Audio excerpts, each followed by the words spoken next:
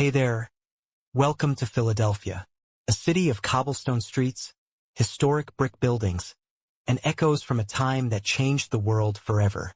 Right here stands a building that isn't massive, isn't flashy, but carries a story bigger than any empire. This is Independence Hall. You see, this building isn't just bricks and wood. It's a place where ideas were born, where courage was tested, where a nation found its voice. So, sit back, relax, maybe even close your eyes. Let's take a slow, deep dive into history. Hour by hour, story by story, we're going to walk the halls where America's freedom was debated, decided, and declared. Philly in the 1700s. Picture Philadelphia in the mid-1700s. It wasn't the sprawling city you see today. It was smaller, bustling in its own way. The streets smelled of river water, with smoke, and fresh-baked bread. Wagons rattled down the dirt roads.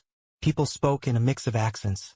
English, German, Dutch, Swedish, a real melting pot of voices.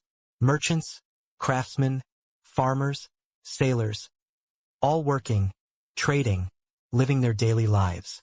And right in the middle of this city, leaders of Pennsylvania decided they needed a proper building for government. A place for assembly meetings. A place for serious discussion. And that place would become the Pennsylvania State House, later known as Independence Hall. Building Independence Hall. Construction kicked off in 1732, the same year George Washington was born. The design, simple and classy. Red bricks, tall windows, a grand steeple. Georgian architecture, balanced, orderly, dignified, but not too fancy. This wasn't a palace for royalty. It was a house for debate, for lawmaking, for governance. Brick by brick, timber by timber, the building took shape. Stone masons carved, carpenters hammered, laborers hauled bricks. By 1753 it was done, ready to host the discussions that would echo across centuries. The colonial context. To understand Independence Hall, we gotta step back. America wasn't America yet. It was 13 British colonies, dotted along the Atlantic coast. Each colony had its own local government, sometimes its own currency, its own way of life. But they were all under British rule. First, life was okay. Trade with Britain, protection from the Navy, English laws, seemed normal. But things started to change. Slowly. Taxes, restrictions, and rules imposed from across the ocean. They didn't sit well with the colonists. In taverns, marketplaces, and town halls, people began to whisper. They argued. They questioned. They asked dangerous questions. Why should a king across the ocean control our lives? Why can't we govern ourselves? Those whispers grew louder, and they echoed inside the walls of the Pennsylvania State House. A house becomes more. Originally, it was just a state building. But by the 1760s and 1770s, it became something much more. Delegates from all over the colonies began to meet in Philadelphia. Why here?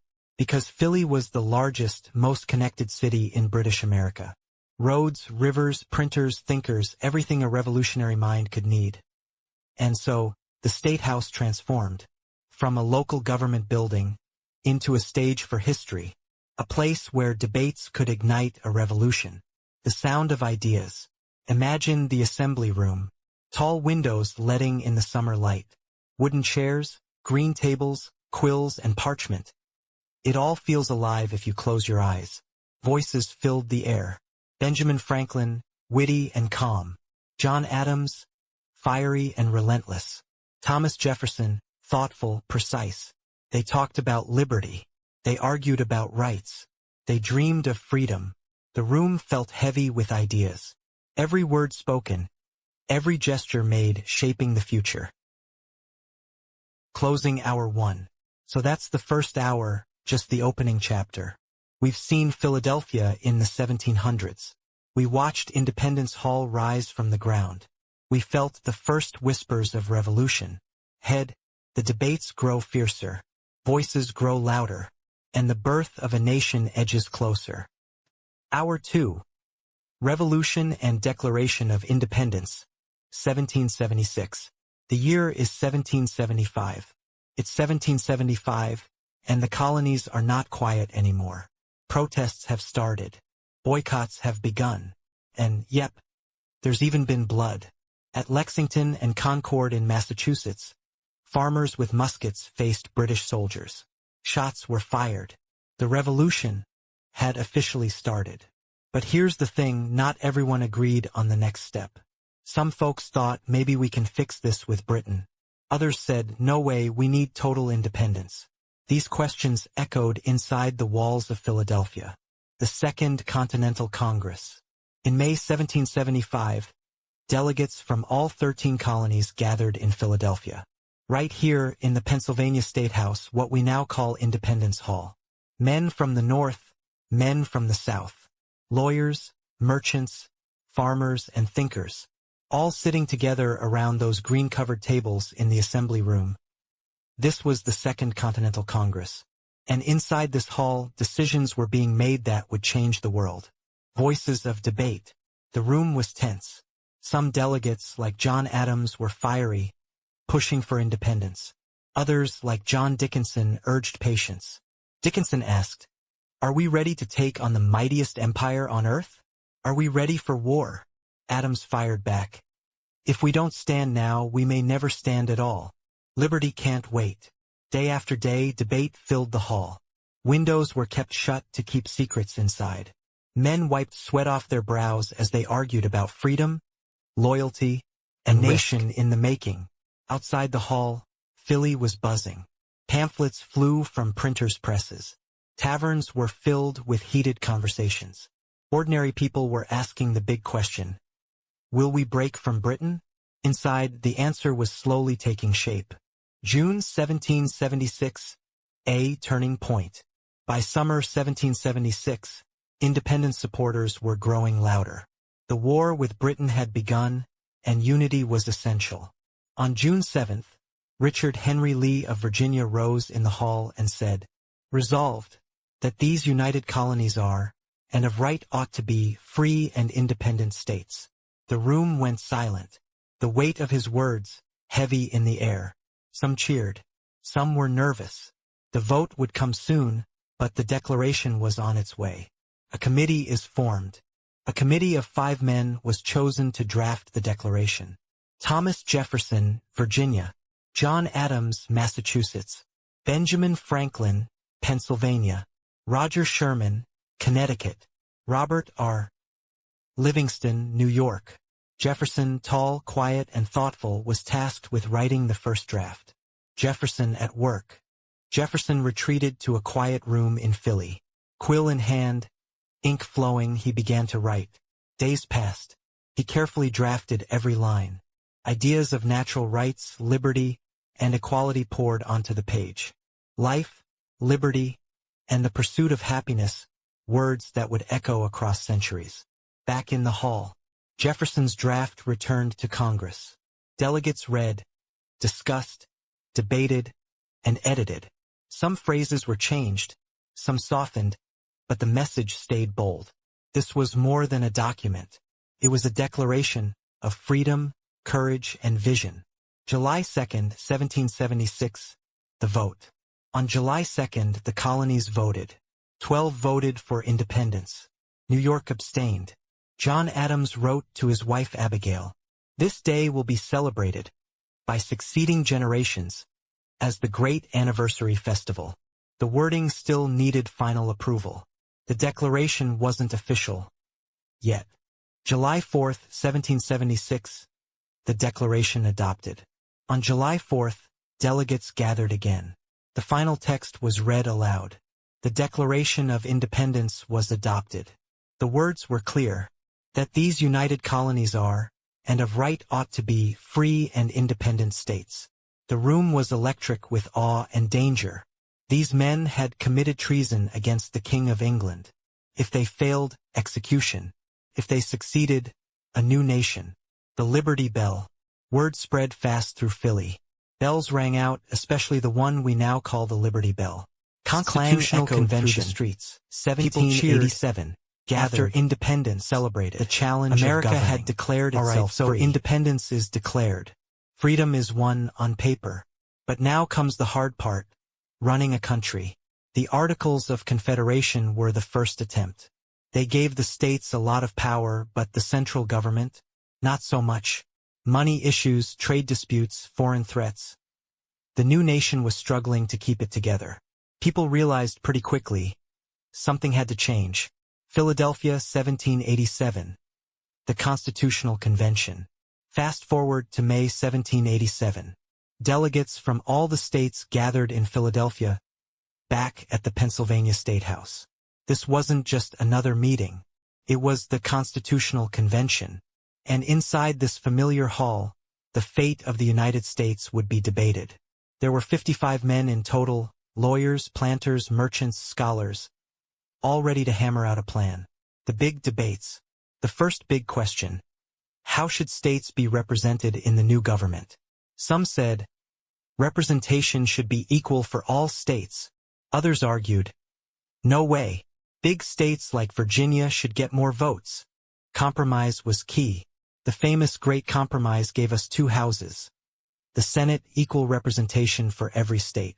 The House of Representatives, based on population. Next came the question of power. How strong should the president be? How much power should Congress have? Should there even be a president? Debate after debate, sometimes heated, sometimes quiet, filled the hall. Slavery and tension. Not everything was easy. Slavery was a deeply divisive issue. Some delegates wanted it abolished immediately. Others insisted it remain for economic reasons. After long arguments, compromises were made, including the infamous 3/5 compromise. It was far from perfect, but it allowed the convention to move forward. Crafting the Constitution. Day by day, the document took shape. Franklin, Madison, and Washington played key roles. Washington presided over the convention with calm authority.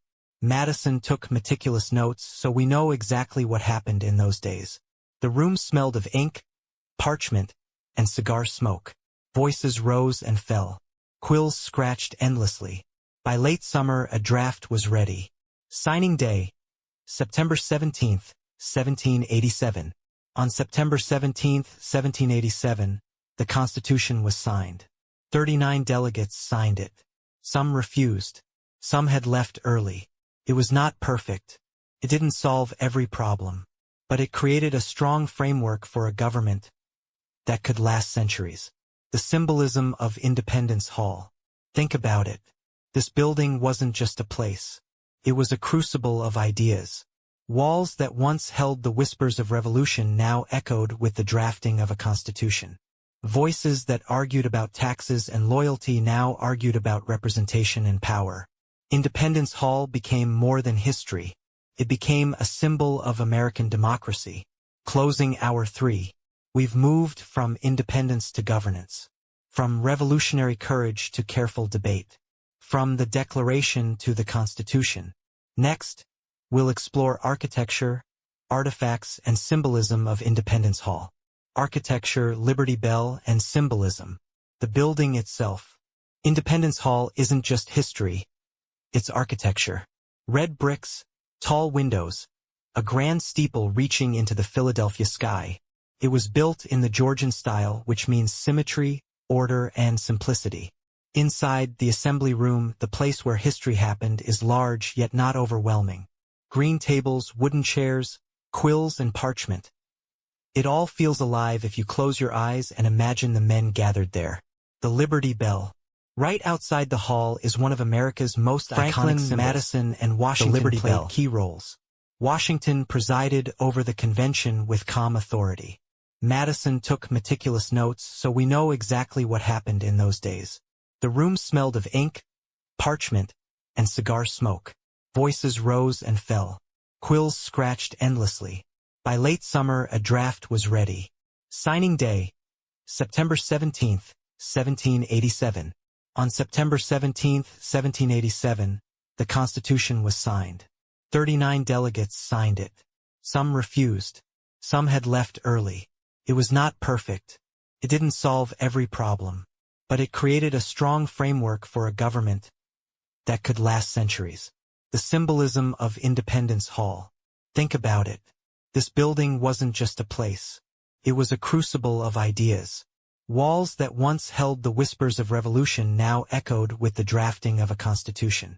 Voices that argued about taxes and loyalty now argued about representation and power. Independence Hall became more than history. It became a symbol of American democracy. Closing Hour 3. We've moved from independence to governance. From revolutionary courage to careful debate. From the Declaration to the Constitution. Next, we'll explore architecture, artifacts, and symbolism of Independence Hall. Architecture, Liberty Bell, and symbolism. The building itself. Independence Hall isn't just history, it's architecture. Red bricks, tall windows, a grand steeple reaching into the Philadelphia sky. It was built in the Georgian style, which means symmetry, order, and simplicity. Inside, the assembly room, the place where history happened, is large yet not overwhelming. Green tables, wooden chairs, quills, and parchment. It all feels alive if you close your eyes and imagine the men gathered there. The Liberty Bell. Right outside the hall is one of America's most iconic Independence Hall has been the Liberty Bell. During the Civil War, it inspired a nation to fight for freedom again. In the Civil Rights era, leaders cited its symbolism in speeches. Today, visitors from around the world come to see where democracy was born. Closing Hour 4. We've walked through the building, felt the architecture, met the Liberty Bell, and uncovered the layers of symbolism. Next and final hour, we'll explore modern Independence Hall. Hour 5, Modern Era, Preservation and Lessons. Welcome to the modern era. Independence Hall still stands tall in Philadelphia, a living monument to history. It's no longer just a building for lawmakers. It's a museum, a classroom, a symbol. Visitors from all over the world walk through its doors every year. Tour guides share the stories, kids ask endless questions, and every corner still echoes the voices of the past. Preserving history, keeping Independence Hall intact isn't easy. The building has been restored carefully, with attention to every brick, every window, every detail. Even small touches matter. The green tables in the assembly room, the exact placement of chairs, the wooden floors worn smooth by centuries of footsteps. Walking through it today is like stepping back in time, while still standing firmly in the present. UNESCO World Heritage Site. In 1979, Independence Hall was designated a UNESCO World Heritage Site. Why? Because it isn't just an American treasure. It belongs to the world. Its walls tell a story of liberty, democracy, and human rights. The Declaration of Independence and the Constitution inside? Documents that inspired nations far beyond the United States. The Liberty Bell today. The Liberty Bell sits in its own pavilion near the hall. Visitors can walk around it, read its inscriptions, proclaim liberty throughout all the land unto all the inhabitants thereof.